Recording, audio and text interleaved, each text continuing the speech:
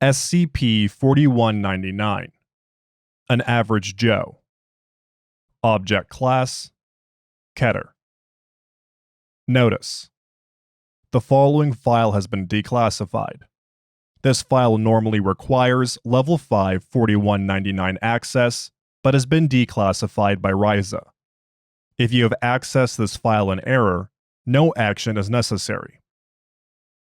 Notice from the Foundation Records and Information Security Administration. You've probably heard the rumors already. You're probably wondering what happened to Joe from accounting, or from files and records, or human resources. Maybe you were even at one of these sites where security took him into custody. I'll clear up this much for you right off the bat. Joe is an SCP. Specifically, he's SCP-4199. Yes, all of him. Since a lack of communication and information access contributed to the spread of SCP-4199, I'm going to combat it by doing the opposite. Absolutely nothing in this document will be expunged, redacted, or removed. Every employee of the SCP Foundation, from part-time janitors to O5 Command, will be able to access the entire article. I can see how this might be troubling to some of you, but I wholeheartedly believe the alternative is worse. SCP-4199 was able to infiltrate every single Foundation research site, every clandestine area, every front company. We located an instance under the Indian Ocean, and even on the goddamn moon. Each location had exactly one copy. Never more, never fewer. We don't know how they got in without us noticing, nor do we know how they stayed hidden for so long, and we have no idea what their endgame is. These things were everywhere for years, for decades, and we were completely clueless about it. We've been caught with our pants down. This cannot happen again. We need to know what SCP-4199 wants with us, exactly what it is, and what it did. Where we fucked up, so we'll know better if it happens again. Signed, Maria Jones, Director, RAISA. Does the Black Moon howl? Once, but no longer. Welcome Site Director or Class A personnel. From the desk of Alto Clef. Well, ladies and gents and robots, here we are again. Some of you need to work on your listening comprehension skills, you know. You've gotten an email to this effect at least once, and now you can't pull out the old, I didn't get the memo excuse. I'm going to be as clear as I can with this. Do not, under any circumstances, contain, impede, or terminate SCP-4199 instances in any way. I don't care what they found out. I don't care what they inexplicably accessed. I don't care whose grandma they're dating. Do not means do not, and that's that. It has proven more of a hassle than simply letting them be. Firing them causes a breach. Killing them causes a breach. Lobotomizing them causes a breach. Putting them in a coma, exiling them to Mars, you name it, we've tried it. And it all causes a breach, followed by a new instance being hired a few weeks later. I am in the process of devising a better solution. If you have any ideas, please submit them to me before putting them into practice.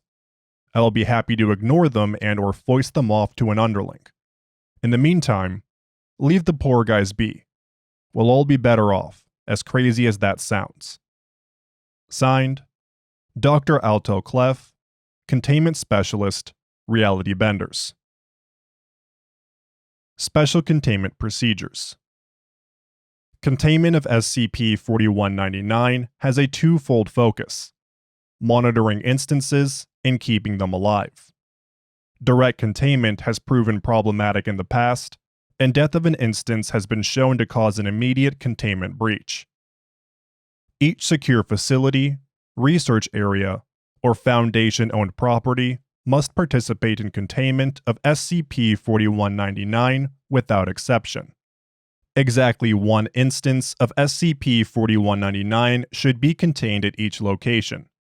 If for any reason a site or area does not have an instance of SCP-4199 in containment, or if an instance is discovered to be deceased, the site director, footnote 1, alternatively Class A personnel or equivalent title for areas or other locations. This caveat should be understood to be appended whenever site director is used hereafter. Should contact Dr. Jamie Marlowe, who will assign a specialist in cognito hazards to conduct a daily search of all employee records until one is found. Duties of a deceased instance should be split between existing personnel. All current staff members on site should be reviewed thoroughly for employees with the name Joseph Williams. Footnote 2. Instances sometimes use the name Joe Williams, with special emphasis given to recently hired employees. If no instance of SCP-4199 can be found within 1 month, hiring may resume, but all on-site personnel are to be treated as current or future instances until such an instance can be located. The site director should request a detailed report of activity from the supervisor of an SCP-4199 instance on its behavior, current projects, and clearance, under the guise of a monthly progress report. If questioned, site director should inform instances that this is a normal procedure. For similar reasons, a monthly psychological evaluation should be conducted, with any abnormalities reported to the site director. Below is a list of SCPs that have been approved for use in maintaining the well-being of an SCP-4199 instance. SCP-006. A 10 milliliter vial of SCP-006 may be requested for extreme circumstances with the majority approval from O5 Council and administered clandestinely. SCP-427. Exposure is not to exceed 5 minutes total, or 1 consecutive minute for any instance. SCP-500. 1 pill per location has been approved. Update. Rejected due to lack of resources. SCP-545. Pending O5 approval. SCP-545-B may be administered on a case-by-case basis. SCP-545-A is not to be notified. SCP-590. Exposure to SCP-590 may be used in extreme cases with approval from Dr. Elias Shaw. SCP-2718. Required for all deceased instances. Update. Administration of this procedure has been discontinued as Project Damarung appears to have no effect on instances of SCP-4199. Description: SCP-4199 collectively refers to a group of individuals named Joe Williams, employed by the SCP Foundation. Instances are mostly unremarkable in appearance, though comparisons of physical descriptions from containment specialists indicate that they are identical to one another. If an instance of SCP-4199 is not present at a Foundation-owned location, another will appear or be hired within 1 month through unknown means. Freezing a location's hiring will result in an entity manifesting within the current roster of employees. Employees affected by the instance's antimemetic properties will be convinced that it had always been employed at that location. The powerful antimemetic effect emitted by SCP-4199 prevents affected individuals from recognizing their connection to other SCP-4199 instances. Footnote 3. Only individuals with a CRV of 25 or higher, estimated to be approximately 2% of Foundation employees and 0.05% of the total population, have demonstrated resistance to this effect. This typically manifests as a complete lack of realization or the assumption that the similarities with other Joe Williams are non-anomalous in nature, given SCP-4199's common name and generic appearance. SCP-4199 instances are generally cordial and polite, and will attempt to engage other Foundation employees in small talk. Favorite topics include weather, weekend plans, and the current performance of the New York Yankees. Members of SCP-4199 claim to have been around since the organization was formed.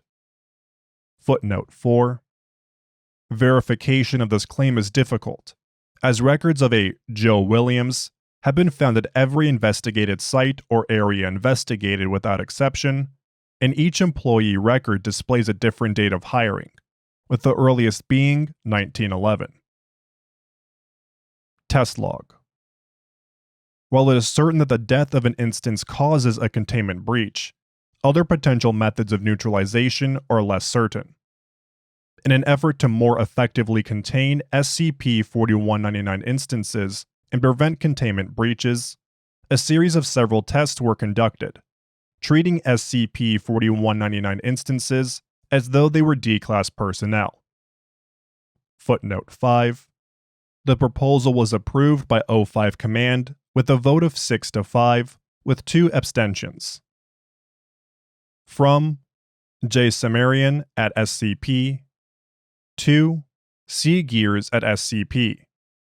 Subject: Joe Williams Employee Review. Dr. Gears, with advice from O5 Command, the Ethics Committee has decided to approve experimentation on SCP-4199 instances, otherwise known by the names Joe Williams or Joseph Williams. You've been placed in charge of the project by a vote of 9-4. Congratulations. I assume you of all people would recognize what an unprecedented exception this is, and that word of this absolutely cannot get out. You're the only person we can trust with this, Charles. There's evidence to suggest that some site directors have employed as many as 5 instances of SCP-4199 over the years without realizing it. Some of them even have access to some anomalies. Ensign Williams of the SCPS C-Star can view and access SCP-1382, and he can even read the test reports on it. With a potential threat this widespread, we need someone who can look at this issue logically and can guarantee results. Subject: SCP-342. Result: after boarding the nearest transit system, SCP-4199-73-2 disappeared from reality as expected. Subsequent personnel review revealed a successive SCP-4199-73 instance, dubbed SCP-4199-73-3. Conclusion: SCP-4199 instances must be present on site in order to be contained. Subject: SCP-662. Result: SCP-662 was asked to remove instances of SCP-4199 and prevent them from returning. His response was recorded as follows: I'm terribly sorry, sirs and madams, but I can no more remove these men from existence than I can the very concept of containing anomalies. I'm afraid he is tied intrinsically to the existence of your organization. When asked to clarify, he simply stated that SCP-4199 is, was, and will be part of the SCP Foundation. Conclusion: SCP-4199 cannot be anomalously removed or bargained away. Subject: SCP-1504. Result: all interactions with SCP-4199 were polite and cordial, save for an occasional nosebleed on the part of SCP-4199. Comparisons are ongoing. Conclusion: inconclusive. Subject: Y909.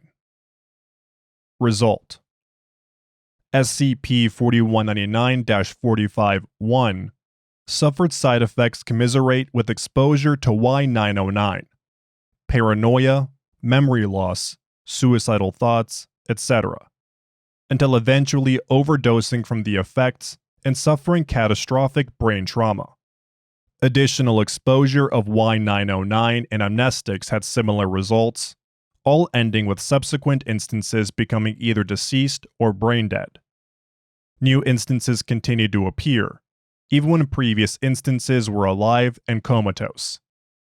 Further administration of amnestics also failed to prevent new instances from appearing. Conclusion: instances of SCP-4199 must be awake and conscious to prevent a containment breach and are not affected by amnestics. Subject: SCP-3930.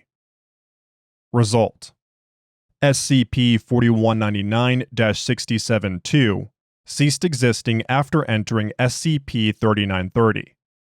Although it was still observed by on-site researchers within the anomaly, a new instance of SCP-4199 appeared 18 days later at Site-67. Conclusion: cessation of existence has the same effect on instances of SCP-4199 as death.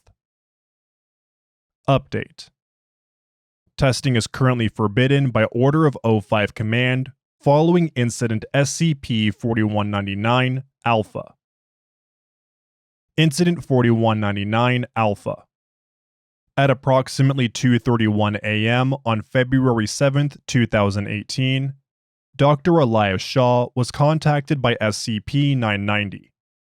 Dr. Everett Mann was on call at the time and aided Dr. Shaw in transcribing the encounter using Form 66Y, which is included below. Form 66Y. Standard Dream Report. Personnel: Dr. Shaw. Estimated degree of recall: 85%. Anomalous entity present: yes. Likelihood of actionable intelligence: negligible. Description: it's hard to miss SCP-990. He's always the most recognizable thing in Dreamland. Has anyone ever asked him why he likes that Cold War business suit so much? Does he have to pay for dry cleaning, being an anomalous entity that exists in the brain waves of REM sleep? Sorry, I digress. I asked him what he's doing in my head, and he puts a hand on my shoulder. He tells me he has a necessary evil to show me, and I figure it's going to be one of the regular ones we deal with on a daily basis. You know the kinds. Anyway, he puts his hand on my shoulder and my high school locker room disappears. I couldn't tell if I was still naked. Anyway, we're floating in the air, looking over this bridge connecting two islands floating in a sea of bright light and dark corners. They're labeled with cartoonishly large signs straight out of Seuss. One of the signs says, Foundation Land. Yes, really. And the other reads, The Factory. You can bet this piqued my attention. Out of the factory comes some guy I barely recognized, name of John or Joe or something. Let's call him Joe. I think he's a bean counter at Site 19. Anyway, he leaves the factory and steps onto the bridge, swinging his little Star Trek lunch pail in his right hand. That was when things got decidedly more dreamlike. First there's one Joe on the bridge, then two, then 200, then 2,000. They all have the same blank expression as they file out of a mile-long building. Dead gray eyes behind horn-rimmed glasses. They came out in droves, and the Joes poured into Foundation Land. We zoomed closer to the islands, and I could see more detail on ours. It had little plaques with our site names on them. Site 19, Area 14, Site 1. And each Joe stood on one before melting into the ground like a novelty candle. I look over to 990, and before I can say anything, he throws a glance towards the factory. I follow his gaze, and it floats closer until I can see the building better. A noxious black haze pipes out of the smokestack on the top, and I can see a latch on the opposite side. Because bad ideas are the best kind of ideas, I grab the smokestack and pull it backwards. The roof of the factory swings open like a grotesque little dollhouse, and I'm unsettled. I've seen some shit, Everett. I'm an immortal scientist trapped in a necklace on a monkey, for Christ's sake. I should be used to this sort of thing by now, but I guess not. The floor undulated as I watched. Cockroaches crawled across the slick black tiles and up the walls, popping like zits when they reached the edges and staining the wall with some kind of dark discharge. When I looked closer, the tiles weren't tiles at all, but some kind of tarry black ooze, covered in thousands of tiny faces. I couldn't count how many Joes are there this time. There were too many faces. Too many mouths smiling that flat, slappable smile. A rat flew out of the nose of one of them, only to get gobbled up by a long tendril from underneath another's eye. The faces swam in the stuff, appearing and disappearing, spitting out rats and snakes and other little nasties. Within the split second I had to register all this, the faces, every last one, took the opportunity to glance my way. I expected them to scream and howl like the dead, but the smiles in their faces widened, mouth curling up past their glasses. The shifting mass sloped downwards and all the faces smashed together. The one nearest the center opened its mouth and swallowed its nearest cousin whole. Then another did the same to it. Soon, all the faces were engulfing each other as the writhing black mass began to rise up. It opened up to me, and I could see down its throat. I saw the stairwell, Everett. Did you know we found out long ago what waited for us at the bottom? No, you wouldn't have. You probably didn't have the clearance to view that exploration before it was expunged. Suffice it to say that 1.5 members of Lambda 5 who came out brought something else with them. Something they claimed was the source of the persistent wailing. It looked like a little girl, but it wasn't. Something about it was very, very wrong, though I couldn't say what exactly. We put the thing in containment for further study and gave it a designation. SCP-053. I can count on one hand the number of people who were privy to info about that exploration, and most of them are dead, or worse. The white rabbits that made it out of the stairwell died pretty quick. The D-class they found at the bottom was in no condition that could be considered alive, and SCP-053 certainly isn't saying anything. I think there were a few guys from Files and Records that were tasked with keeping an eye on the 4th exploration log, but they weren't allowed to read or edit it, just revert any edits made by unauthorized personnel. My point is that I saw a clear image of that little not girl in the stairwell inside of this writhing mass of black shit. It knew something that only a handful of Foundation employees know, a number I can count on one hand. If all the Joes are coming out of this thing, did they all know too? I slammed the lid shut on that thing and looked for 990, but he was long gone at this point. I shouted for him with no success, and moments later I woke up. Then I called you, which leads us to now. I don't know what to make of this, Everett. I don't know what 990 was trying to tell me. I don't know what the hell came out of that nightmare. I do know one thing. It's the factory. Joe is the factory. It knows everything we know, and it's everywhere we are. And we can't do a damn thing about it. Thank you for listening to SCP-4199, An Average Joe, by Tech Sorcerer 2747. If you enjoyed this SCP, please like and subscribe, and follow the link in the description to the SCP Wiki, and vote up the article to support the author and the SCP Wiki as a whole.